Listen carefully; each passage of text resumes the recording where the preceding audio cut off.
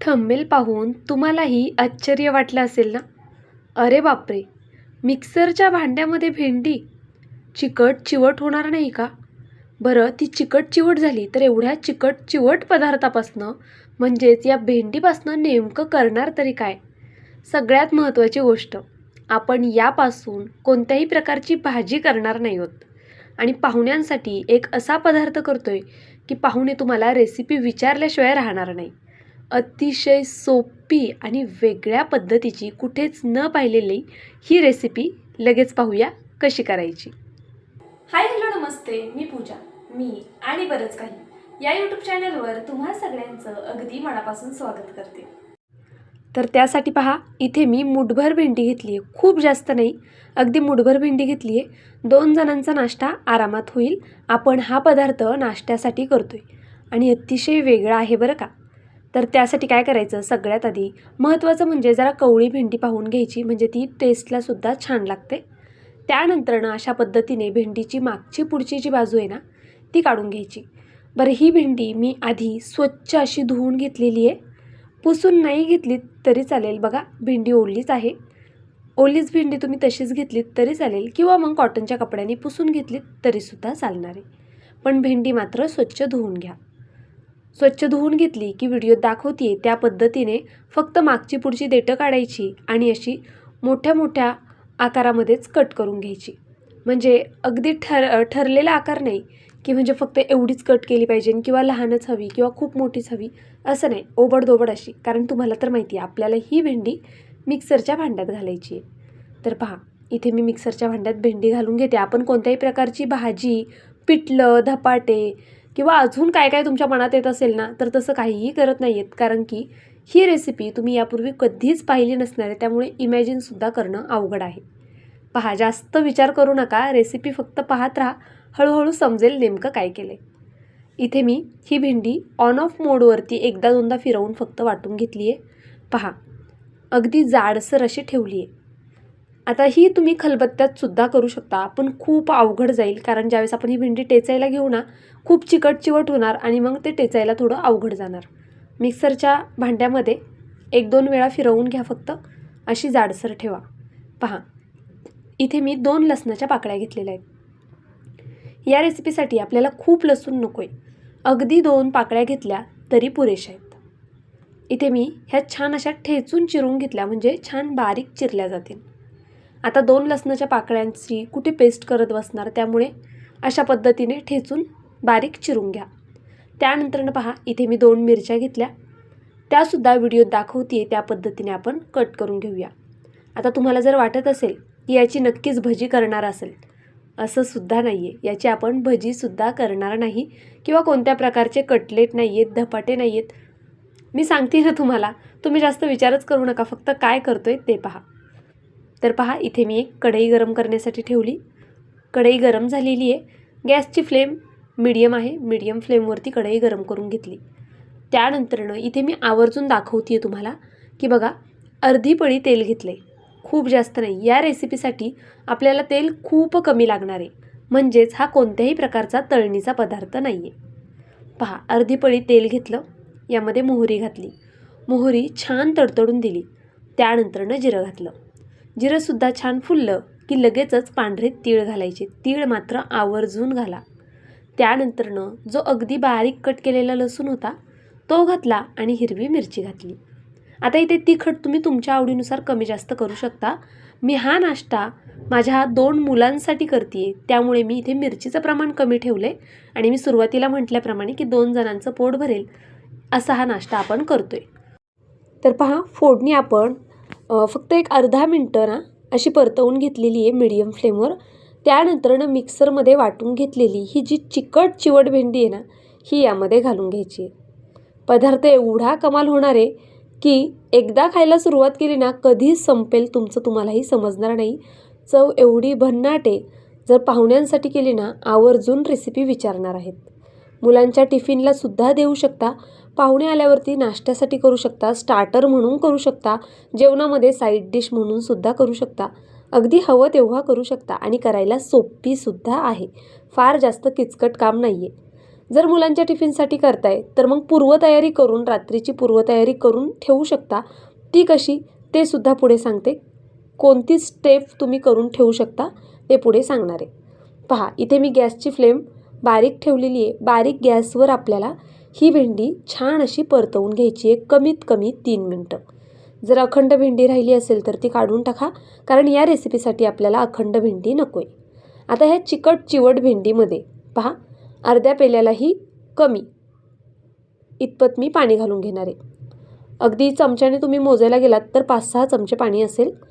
पेल्याच्या ह्याने मापाने मी दाखवले त्या प्रमाणात तुम्ही पाणी इथे घ्यायचे. पहा, यामध्ये मी पाणी घालून घेतलं आणि हिला अजून जरा छान चिकट चिवट करून घेतली. आता आपण पाण्यामध्ये ही भेंडी छान अशी मिक्स करून घेऊया. आता तुम्हाला वाटतं असेल काहीतरीच करते किंवा चांगलंही वाटत नसेल कदाचित बघून, पण पदार्थ एवढा कमाल होणार आहे ना, लगेच करायला घ्याल. पहा, जरा वेळ परतवून घेतलं ना, गॅस बारीक आहे बरं का, बारीक गॅसवरच परतवून घेतलं आहे. 1 मिनिटभर पाणी घातल्यानंतरनं हळद घातली थोडीशी आणि अर्ध्या चमच्यालाही कमी धना पावडर घातली. बाकीचे मसाले घालण्याची अजिबात गरज नाही आहे. हा पदार्थ तुम्ही जेवढा सिंपल कराल ना, जेवढे सिंपल मसाले यामध्ये जातील तेवढ्या या पदार्थाची टेस्ट छान येणार आहे. आवडत असेल तर थोडंसं अद्रक किसून घातलं फोडणीत तरी चालेल. चवीनुसार आता मीठ घातलं आणि पुन्हा एकदा हे छान एकजीव करून घेते. पहा, अशा पद्धतीने आपल्याला भेंडी बऱ्यापैकी शिजवून घ्यायची आहे. त्यामुळे आत्तापर्यंत जवळपास 3-3.5 मिनटं झाले असतील मी भेंडी परतवून घेते आहे. मध्ये मध्ये काही जिन्नस घालते आहे आणि भेंडी परतवून घेते आहे कंटिन्यू. गॅसची फ्लेम बारीक आहे. बारीक गॅसवरच 1-3 मिनटं परतवून घेतली. त्यानंतरनं पहा, इथे 1 चमचाभर आपल्याला बारीक रवा घालायचा आहे. शक्यतो जाड रवा वापरू नका आणि जर असेल वापरलात तरी चालेल. मिक्सरला तर 1 चमचा रवा कुठे फिरवून घेणार, त्यामुळे मग मोठा रवा घातलात जाड तरी चालेल, पण शक्यतो बारीक रवा वापरा. 1 चमचा रवा घातला की लगेचच छान असं मिक्स करून घ्यायचं. त्याच्या गाठी होऊन द्यायच्या नाही आहेत. अगदी व्यवस्थित पहा, जसं व्हिडिओ दाखवते त्या पद्धतीने असं छान मिक्स करून घ्यायचं. त्यानंतरनं यामध्ये 1 चमचा कॉर्नफ्लॉवर घालायचे. आता इथे मध्येच व्हिडिओ स्किप झालता, त्यामुळे मग कट झालता अचानकच, ते मलाच समजलं नाही कसा काय कट झाला. त्यामुळे पीठ टाकताना तुम्हाला नीट दाखवता आलं नाही आहे, पण 1च चमचा कॉर्नफ्लॉवर इथे मी वापरलेलं आहे. कॉर्नफ्लॉवर नसेल 1 चमचा तांदळाचं पीठ घेतलं तरीसुद्धा चालणार आहे.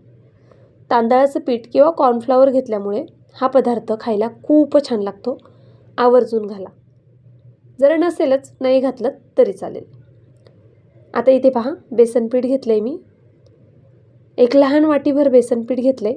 किती लागणार आहे ते व्हिडिओच्या शेवटी सांगते, कारण अगदी प्रमाणबद्ध ही रेसिपी आपण करू नाही शकत. कारण की भेंडी मूठभर घ्यायची तर मग तुम्ही जास्त घेऊ शकता, कमी घेऊ शकता. त्यानुसार मी इथे तुम्हाला पीठ सांगते आहे. आता पहा, मी जी छोटी वाटी पीठ घेतले ना, त्यातलं किती पीठ लागते ते तुम्हाला सांगते.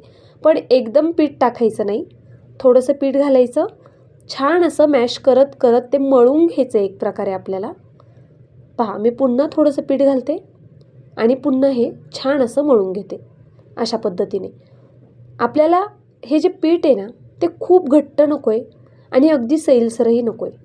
जसं आपण नेहमी चपातीचं पीठ कसं मळतो, अगदी त्या पद्धतीचं हे पीठ आपल्याला हवं आहे असं समजलं तरी चालेल. मी पुन्हा एकदा सांगते, आपण पराठे किंवा धपाटे किंवा पुरी वगैरे करत नाही आहोत ना, आपण कोणत्या तळणीचा पदार्थ करतो आहे. तर पहा, इथे मी अशा पद्धतीने हे छान असं बघा घट्टसर ह्याचा गोळा आपण तयार करून घेतला. जवळपास अर्ध्या वाटीला जास्त पीठ लागलेलं आहे इथे. आता झाकण ठेवूया आणि 2 ते 3 मिनटं छान हे पीठ शिजेपर्यंत वाफ काढून घेऊया. पहा, ह्याचा मस्त असा गोळा तयार झाला आहे, पाहू शकता तुम्ही. आपलं रोजचं जे चपातीचं पीठ असतं ना, अगदी त्या पद्धतीचा हा गोळा तयार झालेला आहे. इथे एका प्लेटमध्ये मी हे पीठ काढून घेतलं. प्लेटला खाली तेल लावलेलं आहे आणि हातांना सुद्धा थोडंसं तेल लावून घेतलं. आता काय करायचं, हे पीठ थोडं नॉर्मल होऊन द्यायचं. अगदी थंड होऊन दिलं तरी चालेल, पण थोडं कोमट तरी निदान व्हायला हवं. आता ही रेसिपी पाहिल्यानंतरनं तुम्हाला करण्याची एवढी घाई झालेली असणार आहे की तुम्ही पीठ थंडसुद्धा होऊन देणार नाही. पहा, तुमच्या हाताला सोसेल ना इतपत हे पीठ थंड करून घ्या. त्यानंतरनं व्हिडिओ दाखवते त्या पद्धतीने याचे बॉल्स तयार करून घ्या. आता मी इथे गोल आकार दिला आहे, पण तुम्हाला हवं असेल तर तुम्ही जो तुम्हाला आवडेल तो आकार देऊ शकता. अगदी आपण जसे शाबूत तांदळाचे वडे करतो ना त्या पद्धतीने दिलात तरी चालेल, कटलेटसारखे दिलेत आकार तरी चालेल. तुम्हाला जे आकार आवडतील ते तुम्ही इथे देऊ शकता. इथे मी अशा पद्धतीने सगळे गोल असे बॉल्स तयार करून घेणार आहे. आणि या बॉल्सची साईज मी एवढी ठेवली आहे, पण तुम्ही हवं तर लहान लहान करू शकता अजून, किंवा मोठे केलेत तरी चालेल, पण जास्त मोठे करू नका. मला तरी वाटतं ही लास्ट साईज असेल मोठ्यांमध्ये. यापेक्षा लहान तुम्ही करू शकता, म्हणजे ते खायलासुद्धा खूप छान लागतात एका बाईटमध्ये असं. बरं, आता हे पीठ ना व्यवस्थित शिजलेलं आहे, त्यामुळे तुम्ही हे बॉल्स असेच सुद्धा खाऊ शकता. किंवा जर तुम्हाला ह्याची मी अजून वेगवेगळी रेसिपी तुम्हाला सांगणार आहे बरं का व्हिडिओमध्ये पुढे, त्यामुळे नक्की व्हिडिओ शेवटपर्यंत पहा. आता सध्या काय करायचं ते आधी जाणून घेऊया. पहा, मस्त असे सगळे गोल गरगरीत बॉल्स तयार करून घेतले की हे थोडा वेळ फ्रीजमध्ये ठेवून देऊया. ठीक आहे, फ्रीजमध्ये ठेवले की 1-2-3 मिनटं फक्त, जास्त वेळ नाही ठेवायचे आपल्याला फ्रीजमध्ये. 5 मिनटं ठेवले होते मी, कारण हे जरा कोमट होते. तर मी हे अगदी नॉर्मल करून घेतले, म्हणजे मग असे वितळणार नाहीत ते, आणि त्यांचा जो आकार आहे तो चेंज होणार नाही, यासाठी फक्त सेट करून घेतले होते. त्यानंतरनं पुन्हा चाळणीला थोडंसं तेल लावलं. आता हे उकडण्यासाठी ठेवायचं आहे आपल्याला. तर पहा, इथे मी आता पाणी गरम करून घेतलेलं आहे पातेल्यामध्ये. ही चाळण या पातेल्यावर ठेवली, वरतून झाकण ठेवूया आणि फक्त 3 ते 4 मिनटं मीडियम फ्लेमवर याला छान अशी वाफ काढून घेऊया. पहा, 3-4 मिनटं झाले. आता आपण हे काढून घेऊया. हे बॉल्स तुम्ही या स्टेजला सुद्धा खाऊ शकता, न उकडता सुद्धा खाऊ शकत होते, फ्रीजमध्ये ठेवण्याआधी खाऊ शकता, किंवा मग असं उकडलं की असे सुद्धा खाऊ शकता. अजूनसुद्धा पुढे सांगणार आहे, व्हिडिओ शेवटपर्यंत नक्कीच पहा. आता पहा, हे बॉल्स ना खूप जास्त गरम आहेत, त्यामुळे काय करायचं, परत हे थोडे नॉर्मल होऊन द्यायचे आणि मग फ्रीजमध्ये 15 ते 20 मिनटासाठी कमीत कमी ठेवायचे. ठीक आहे, 15 ते 20 मिनटं फ्रीजमध्ये ठेवायचे नॉर्मल झाल्यानंतरनं. आता इथपर्यंतची जी प्रोसेस आहे ना ती तुम्ही आदल्या रात्री करून ठेवू शकता, दुसऱ्या दिवशी मुलांना टिफिनमध्ये देऊ शकता, किंवा पाहुणे येणार आहेत तर तुम्ही आधीच ही सगळी तयारी करून ठेवा आणि त्यानंतरनं ज्यावेळेस तुम्हाला जेवण घ्यायचे किंवा म्हणजे करायचे त्या टायमाला तुम्ही लगेचच करायला घ्या. आता पहा, इथे मी हे फ्रीजमध्ये ठेवले होते आणि त्यामुळे पहा असा थोडा आहे ना रबर टाईप नाही का, असं दाबल्यावरती तो फील येतो, म्हणजे हे तुटणार नाही आहेत बॉल्स.